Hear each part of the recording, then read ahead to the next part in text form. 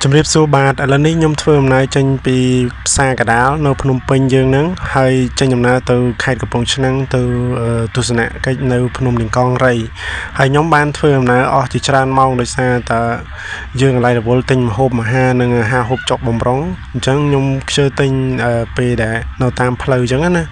តែចុងក្រោយវាគេចបំផុតពីការទិញនៅតាមផ្លូវដដែលដោយសារតែ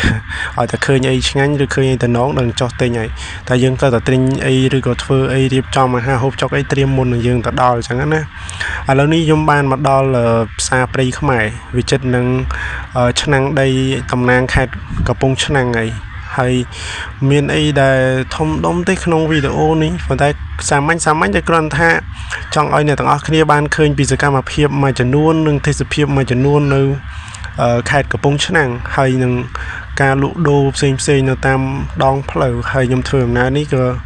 វាមិនមែនជាការក្រុងទុកទេអស់ពីមួយកន្លែងចេញទៅមួយកន្លែងដើរលេងពីមួយកន្លែងមួយទៅកន្លែងមួយដើម្បីឲ្យ fan ខ្ញុំហ្នឹងកាន់តែសប្បាយចិត្តរីករាយជាមួយខ្ញុំនៅពេលចុងសប្តាហ៍អញ្ចឹងវាសារវីដេអូនេះខ្ញុំតម្លាក់ពីចឹងសៅរ៍អាទិត្យអីហ្នឹងទៅឬក៏ថ្ងៃណាដែលខ្ញុំថតរួចខ្ញុំកាត់ហើយខ្ញុំតម្លាក់ឲ្យតែពីចឹងខ្ញុំតម្លាក់ទៀងទាត់ចឹងខ្ញុំខំថាបងប្អូននឹងទទួលយកនៅការខិតខំប្រឹងប្រែងធ្វើរបស់ខ្ញុំហើយគ្រប់គ្រងខ្ញុំមកវិញហើយឥឡូវនេះខ្ញុំបានចេញពីក្រាស់សាំងហើយក្រោយពីយើងបានប្រើប្រាស់បន្ទប់ទឹកហើយនឹងទិញអីហូបចុកបន្តិចបន្តួចហើយក៏យើងបានចេញដំណើរទៅហើយក្រាស់សាំងនេះនៅគៀកនឹងឆ្នាំងដីតំណាងខេត្តកំពង់ឆ្នាំងនឹងតែម្ដង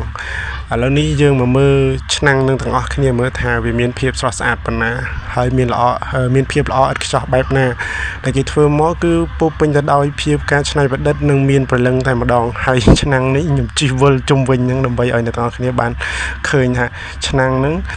160ដឺក្រេហ្នឹងមានរាងយ៉ាងម៉េចគឺវាមានភាពល្អ perfect ហ្មងហើយឥឡូវនេះមកដល់វាមានឯករាជ្យខេត្តកំពង់ឆ្នាំងហើយមានរូបសេះសនោះនៅគៀនហ្នឹង